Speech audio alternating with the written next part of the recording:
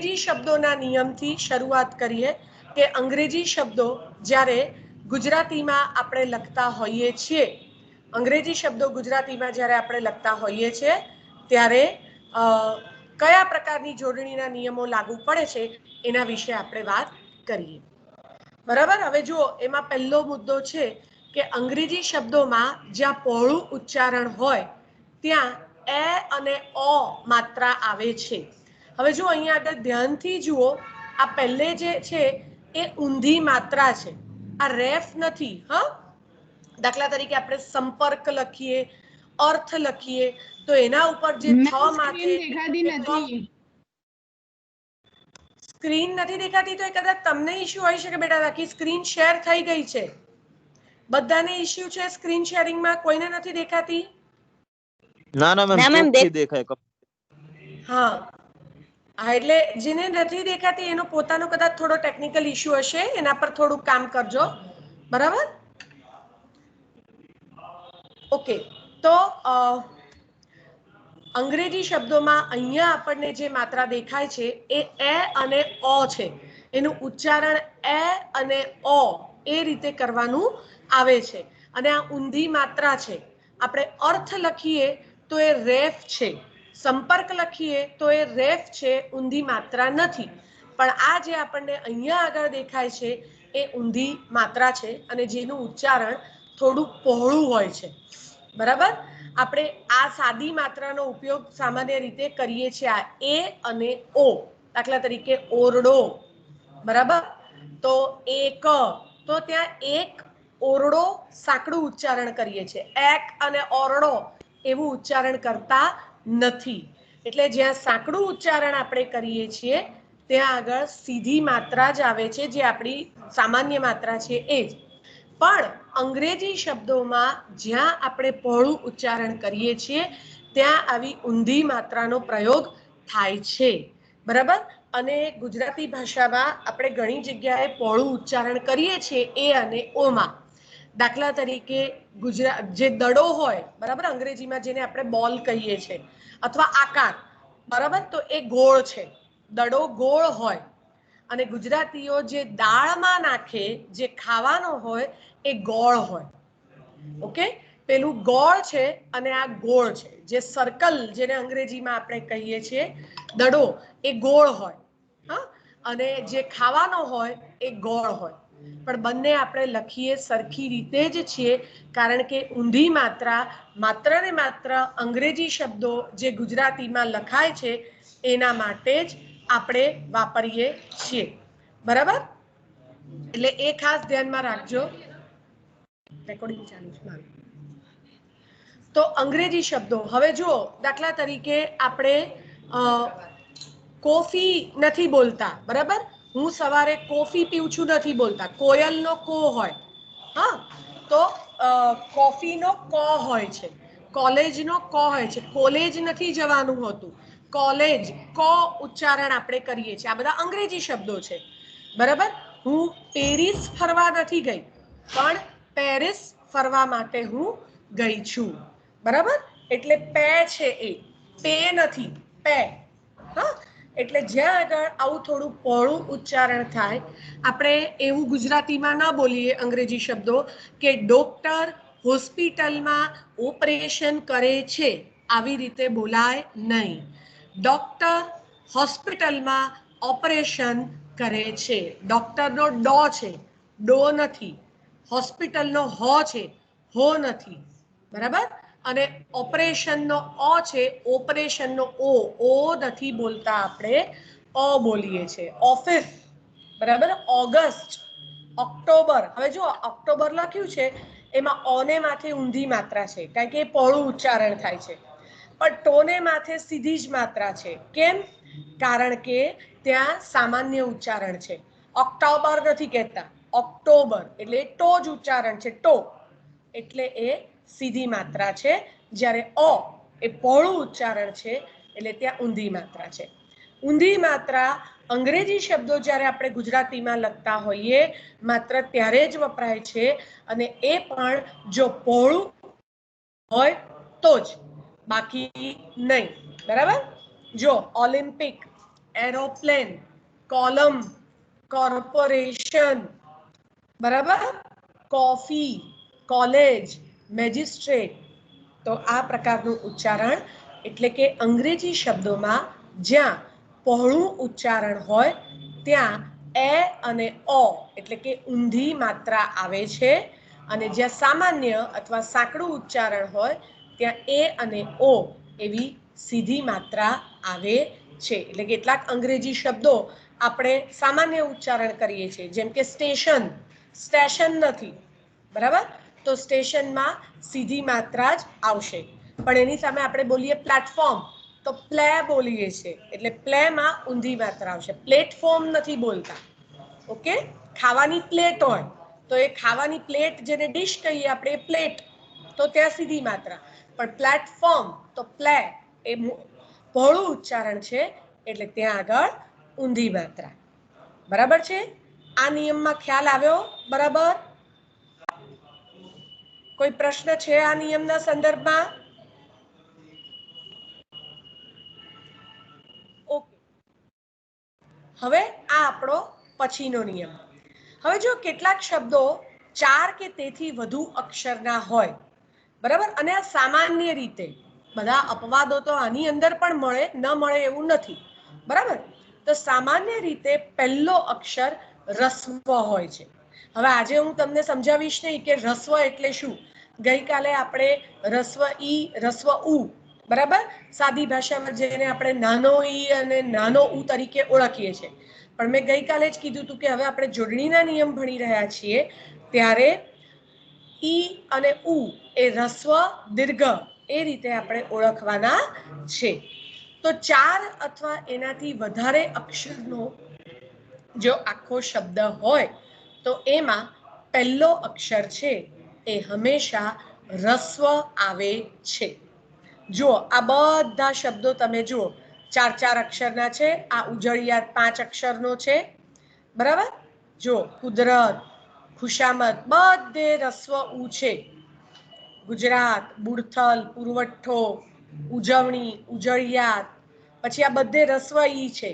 ખિસકોલી, નિસરણી, શિખામણ, વિકરાળ, બિલકુલ, બરાબર. અને આ બધા શબ્દો તમારે યુનિવર્સિટીની પરીક્ષા માટે પણ, જોડણી માટે પણ ઉપયોગી છે. રોજિંદી ભાષામાં આપણે વાપરતા હોઈએ છીએ, એટલે લખવામાં પણ આપણે જોડણીની ભૂલ ન થાય. એટલે આ બધા શબ્દો 2 વાર તો ઓછામાં ઓછા લખી પણ નાખજો, હા, તો તમને પ્રેક્ટિસ પણ સારી થશે. એટલે કહેવાનો અર્થ એ છે કે જ્યારે 4 કે તેથી વધુ અક્ષરના શબ્દોમાં સામાન્ય રીતે પ્રથમ અક્ષર રસ્વ આવે છે, બરાબર. હું તમને એક લખીને પણ બતાવું.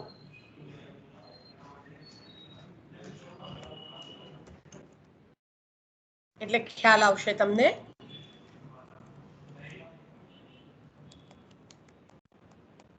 બરાબર, આ 4 અક્ષરનો આપણે શબ્દ છે ખિસકોલી. એટલે નિયમ શું છે આપણો કે 4 અથવા એથી વધારે અક્ષરના શબ્દો હોય તો સામાન્ય રીતે પહેલો અક્ષર રસ્વ આવે છે. ખી એ રસ્વ થઈ ગયો છે. એવી રીતે આપણે આ જોયો કુદરત, બરાબર, 4 અક્ષરનો શબ્દ, તો એમાં પણ પહેલો રસ્વ ઉ છે. હવે જો હું તમને ભેદ બતાવું, આ શબ્દ છે 4 અથવા એથી વધુ અક્ષરના શબ્દોની આપણે વાત કરીએ છીએ ને. હવે આ શબ્દ છે ઉજળિયાત, 5 અક્ષરનો શબ્દ છે, એટલે પહેલો અક્ષર સામાન્ય રીતે રસ્વ ઉપર જશે. પણ એની સામે આપણે શબ્દ લખીએ છીએ ઉજળું, 3 અક્ષરનો થયો. જો આ દીર્ઘ છે. ઉજળિયાત લખશો તો રસ્વ થશે, પણ ઉજળું લખો છો તો એ દીર્ઘ છે. એટલે એક આ પણ ખાસ ધ્યાનમાં રાખજો, બરાબર. શબ્દો એક જ ધાતુમાંથી આવ્યા હોય એવું બને, પણ જુદા જુદા નિયમો પ્રમાણે એમાં રસ્વ દીર્ઘ ઉ એનો ભેદ પણ પડતો હોય છે. એટલે આ પણ ખાસ ધ્યાનમાં રાખજો, બરાબર. અચ્છા, જે નિયમ પછી ખ્યાલ ના આવે ત્યાં પૂછી લેજો તરત બાકી હું આગળ વધતી જાઉં છું, અથવા તો પછી તમને કહીશ કે કયા નિયમમાં ખ્યાલ ના આવ્યો તો એની આપણે પછી ચર્ચા કરીશું. ઓકે, હવે આ નિયમ છે જોડાક્ષર પહેલાનો અક્ષર રસ્વ હોય છે. હવે આપણને અહીંયા પ્રશ્ન થાય કે જોડાક્ષર એટલે શું?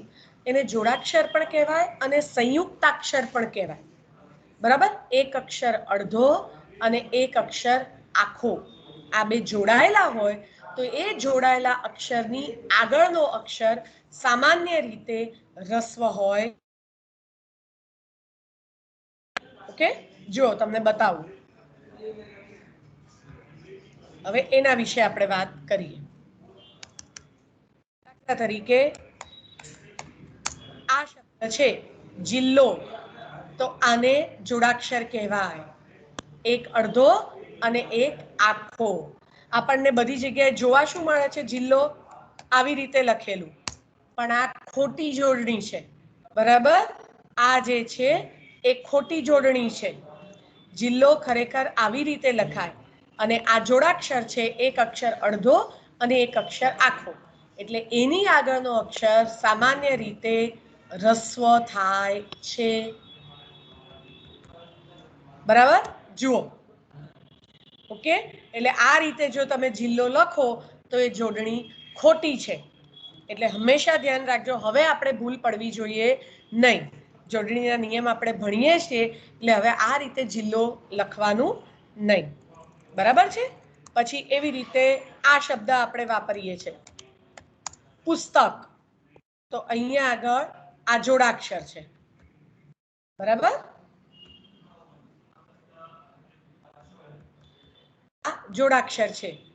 હવે જોડાક્ષર છે એની આગળનો આ અક્ષર રસ્વ થાય છે. પછી એ ઈ હોય કે ઉ હોય. બરાબર, ઈ હોય તો રસ્વ ઈ બને છે અને ઉ હોય તો રસ્વ ઉ બને છે. એટલે જોડાક્ષરની આગળનો અક્ષર સામાન્ય રીતે રસ્વ થાય છે. ઈ હોય તો રસ્વ ઈ અને ઉ હોય તો રસ્વ ઉ. બરાબર, જો આ બધા શબ્દો અને આ અહીંયા એના અપવાદ છે. જોડાક્ષર છે પણ એની આગળ દીર્ઘ છે. હવે એનું એક કારણ તમને કહું. જો અહીંયા દાખલા તરીકે તમને આ તીક્ષ્ણ દેખાય છે ને, એમાં ગઈકાલે આપણે ઈક્ષ વાળું જે જોયું તો એ દીર્ઘઈ વાળું હતું. બરાબર છે ને, ઈક્ષ વાળો પણ આપણે નિયમ જોયો હતો. તો એ અપવાદરૂપ પણ શબ્દો છે. આ બધા છે એ બધા નિયમ પ્રમાણેના કેટલાક શબ્દો મૂકેલા છે. ગુસ્સો, ફુગ્ગો, મુઠ્ઠી, બરાબર, હુન્નર,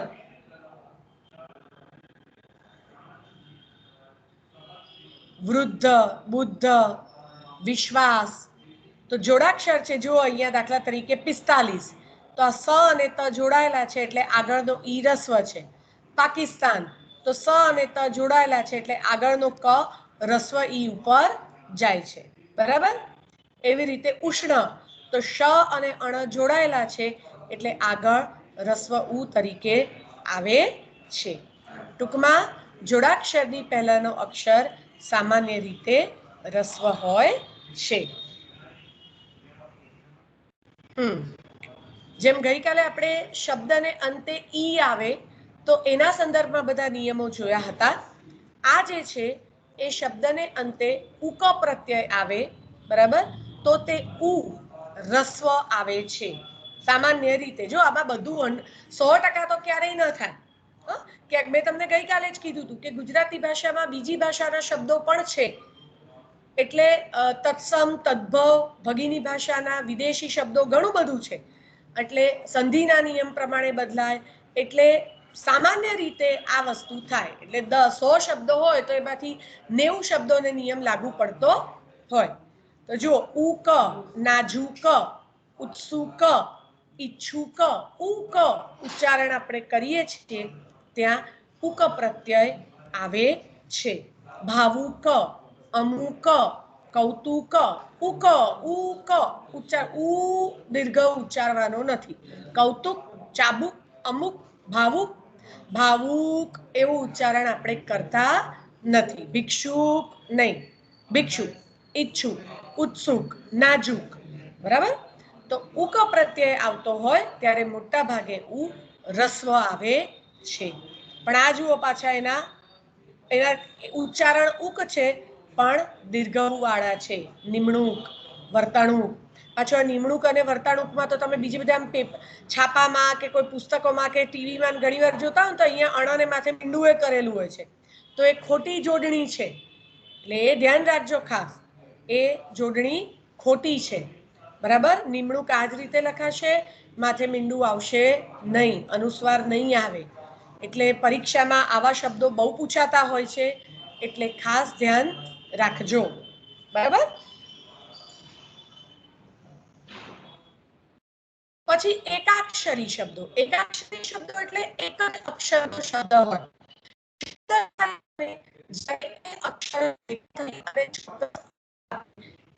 અવાજ કપાય છે મેમ, અવાજ કપાય છે. બરાબર છે. તો શબ્દ ક્યારે બને કે જ્યારે અક્ષરો ભેગા થઈને ચોક્કસ અર્થ આપે ત્યારે એ શબ્દ બનતો હોય છે. તો એક અક્ષર ચોક્કસ અર્થ આપતો હોય તો એને પણ શબ્દ તરીકે ઓળખવામાં આવે છે. એટલે ઘી, શ્રી, સ્ત્રી, જી આ બધા જુઓ દીર્ઘ છે. બરાબર. છું, ભૂ, જુ, રૂ આ બધા એક જ અક્ષરના શબ્દો છે અને એ બધા જ દીર્ઘ તરીકે આવે છે. પછી આ બીજો નિયમ છે કે શબ્દને અંતે આવતા અનુસ્વાર વાળા, અનુસ્વાર એટલે માથે મીંડું. બરાબર.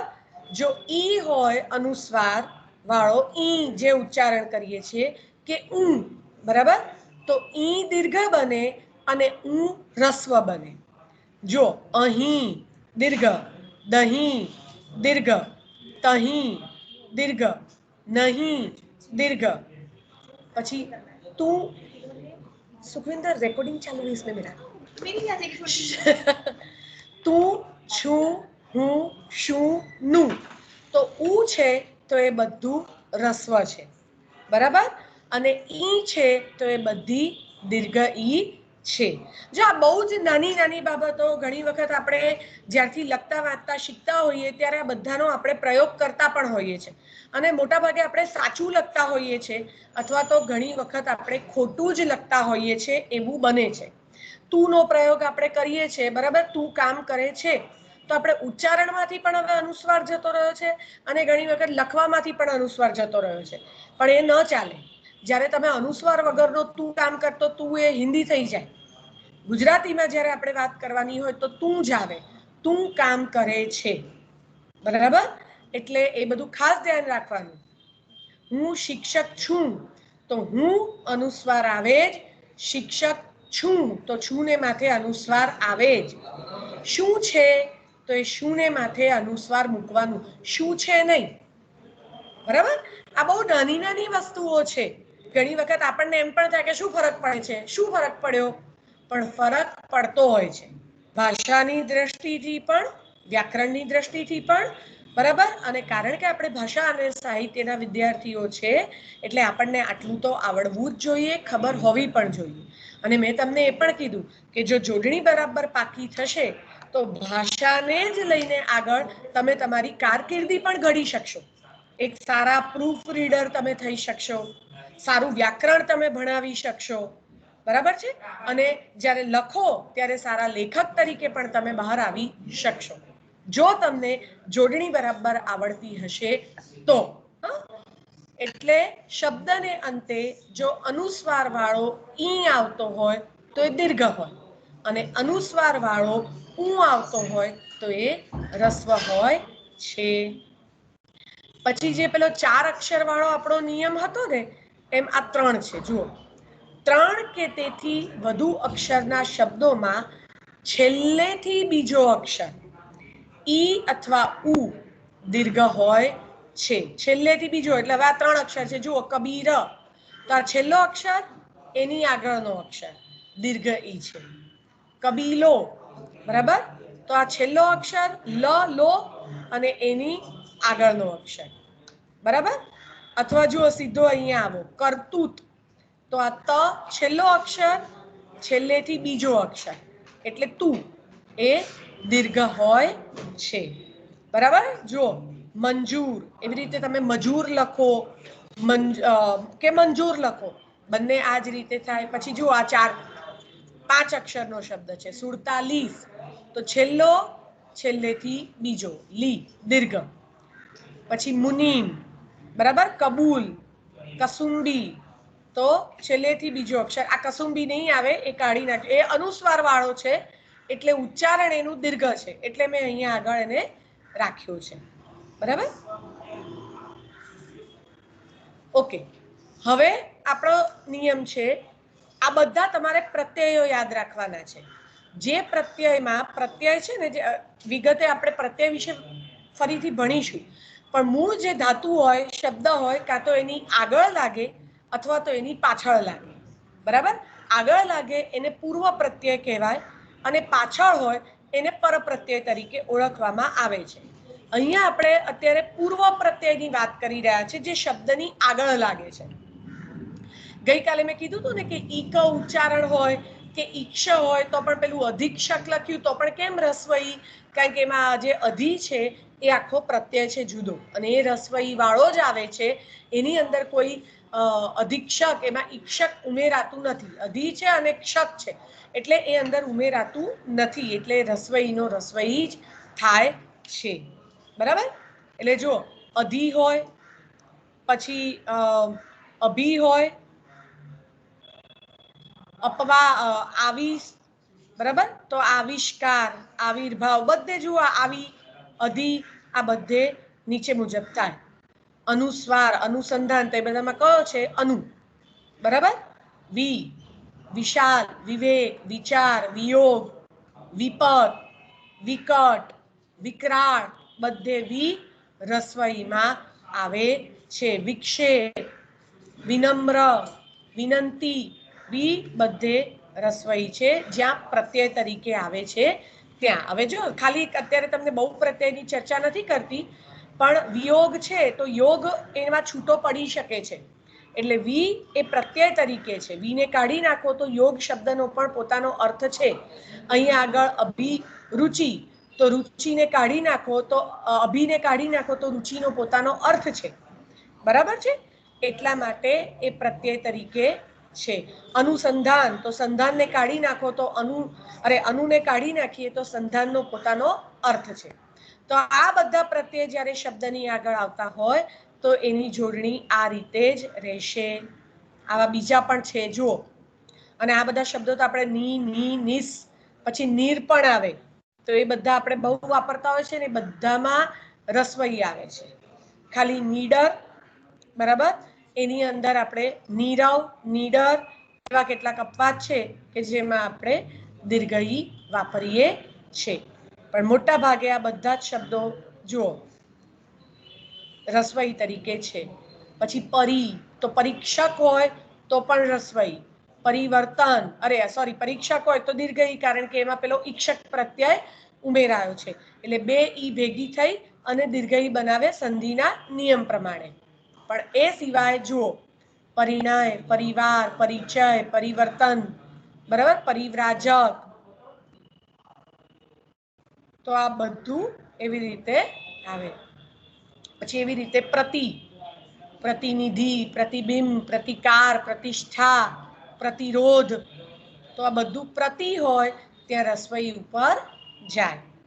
પણ આ એના અપવાદ પણ છે. પ્રતીક, પછી આ પ્રતીક છે ને, એ અહીંયા મારે લખવામાં ભૂલ થઈ ગઈ છે, પણ આપણે ઈક પ્રત્યય વાળામાં જોયું હતું ને, પ્રતિ વત્તા ઈક એટલે અહીંયા ખરેખર દીર્ઘઈ આવવું જોઈએ, એટલે આ લખવામાં મારે ભૂલ થઈ ગઈ છે, બાકી દીર્ઘઈ આવશે, કારણ કે બે ઈ અહીંયા ભેગી થાય છે, પ્રતિ વત્તા ઈક એટલે દીર્ઘઈ થશે. હા. પછી જો શીલ પ્રત્યય આપણે વાત કરી હતી ને ઈલ વખતે, કે પાછળ શીલ આવતું હોય તો એ દીર્ઘઈ જ આવે. મતી અને વતી આવતું હોય, શ્રીમતી, ભાનુમતી, રૂપવતી, લીલાવતી, ભગવતી, માયાવતી, સરસ્વતી, પાર્વતી, તો બધું વતી કે મતી હોય તો દીર્ઘ. એવી રીતે જુઓ ઈમ, અંતિમ, ઇમ ઉચ્ચારણ થાય છે પાછળ. કૃત્રિમ, પશ્ચિમ, ઈમ ઉચ્ચારણ છે એટલે રસ્વઈ છે. બરાબર. પછી ઈયું, કોડિયું, ઘોડિયું, અઠવાડિયું, પખવાડિયું, ઈયું પ્રત્યય છે, તો એ બધું રસવઈમાં છે. અને છે ને આવા શબ્દો પરીક્ષામાં પણ બહુ પૂછાતા હોય છે. આ પખવાડિયું, ચામાચીડિયું, પરબીડિયું, આંબાવાડિયું, બરાબર. એટલે આવા શબ્દો જોડણીની રીતે બહુ પૂછાતા હોય છે, એટલે ખાસ ધ્યાન રાખવાનું.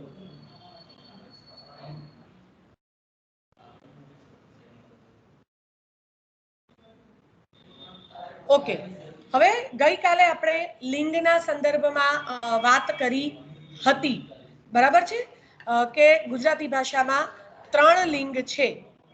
હા, આ એક આપણે અત્યારે પરીક્ષા નિયમ કરાવવાનો છે.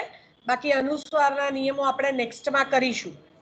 તો ગઈકાલે આપણે સ્ત્રીલિંગ, પુલ્લિંગ અને નપુંસકલિંગના સંદર્ભમાં વાત કરી હતી. એટલે કેવો એટલે પુલ્લિંગ, કેવી એટલે સ્ત્રીલિંગ અને કેવું એટલે નપુંસકલિંગ. આ નપુંસકલિંગની આપણે નાન્યતર જાતિ પણ કહીએ છીએ. નર જાતિ, નારી જાતિ અને નાન્યતર જાતિ. તો આ જે નાન્યતર જાતિના જે શબ્દો હોય, એમાં જો અંતે ઉ આવતો હોય તો એ હંમેશા અનુસ્વાર વાળો એટલે કે માથે મીંડા વાળો જ હોય છે. બરાબર.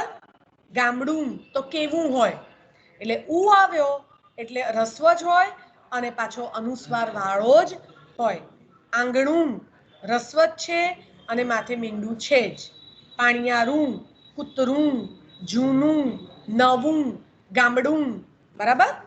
કાળું, ચોખ્ખું, ઉજળું, અઠવાડિયું, ઝૂંપડું, કુંડાળું, આ બધામાં જુઓ, બરાબર. એટલે રસ્વ ઉ વાળા શબ્દો હોય. જો નપુંસકલિંગ વાળા શબ્દોમાં અંતે ઉ આવતો હોય તો એ ઉ રસ્વ જ હોય છે અને એના માથે મોટા ભાગે અનુસ્વાર આવે જ છે. એના કેટલાક અપવાદ છે, જેમ કે આંસુ, બરાબર. તો આંસુ નપુંસકલિંગ ઘણી વાર પણ આંસુ છે ને જનરલી એટલા માટે અપવાદમાં આપણે નથી લેતા કેમ કે એ બહુવચનમાં જ બોલાય, અને જો એક વચનમાં બોલાય તો પણ આપણે એના માથે અનુસ્વાર આપતા નથી. આંસુ નથી.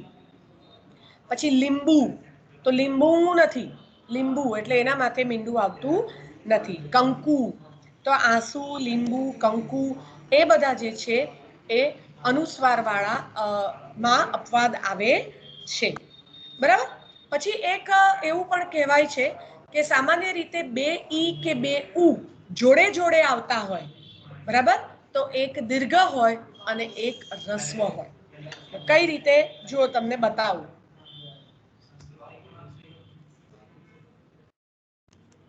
દાખલા તરીકે આ શબ્દ છે અનુકૂળ છે, તો 2 ઉ અહીંયા આગળ ભેગા આવે છે, એટલે એક રસ્વ અને એક દીર્ઘ.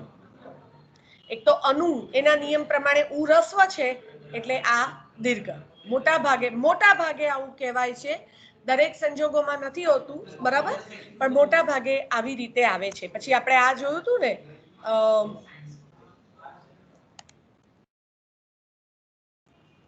પરબીડિયું, જો 2 ઈ ભેગા થયા એટલે એક દીર્ઘ અને એક રસ્વ, બરાબર છે. તો આવા શબ્દો પણ તમારે ખાસ ધ્યાન રાખવાના આવશે. તો થોડાક આપણે આમ તો મેં કીધું હતું એ પ્રમાણે 7 જોડણી કોષ પ્રમાણે 33 જેટલા નિયમો છે જોડણીના. એમાંથી થોડાક આળેખી અને તમારી સમક્ષ મેં તમને મૂક્યા છે કેટલાક જોડણીના નિયમો, બરાબર છે. હવે તમને લોકોને ક્યાંય ખ્યાલ ન આવ્યો હોય, ક્યાંય કંઈ પૂછવું હોય તો તમે બોલો. જોડણીના નિયમના સંદર્ભમાં કંઈ પણ પૂછવું હોય